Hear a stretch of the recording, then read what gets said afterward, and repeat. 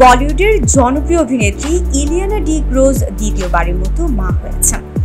গত 19 জুন পুত্র সন্তানের জন্ম দেন তিনি এবং এক সপ্তাহ পর আগামীকাল শনিবার 28 জুন এক ইনস্টাগ্রাম পোস্টে তার ছেলের ছবি ও নাম শেয়ার করেন। ছবিতে নবজাতককে ছোট টুপি ও তোয়ালে পরে ঘুমন্ত অবস্থায় দেখা যায়। ইলিয়ানা জানান ছেলের নাম কিয়েনু রেভ ডোলান। সম্প্রতি 2023 সালের মে মাসে তিনি প্রেমিক মাইকেল ডোলানকে বিয়ে করেন। এরপর ওই বছরের আগস্টে ইলিয়ানা প্রথম সন্তানের জন্ম দেন এবং প্রথম সন্তানের নাম দিয়েছিলেন কুয়া ফোনিক্স ডোলান। দ্বিতীয় সন্তানের ছবি প্রকাশের পর অনুরাগীরা শুভেচ্ছা ভাসাচ্ছেন এবং মা ছেলে উভয়েরই সুস্থ থাকার খবর দিয়েছেন অভিনেত্রী নিজেই।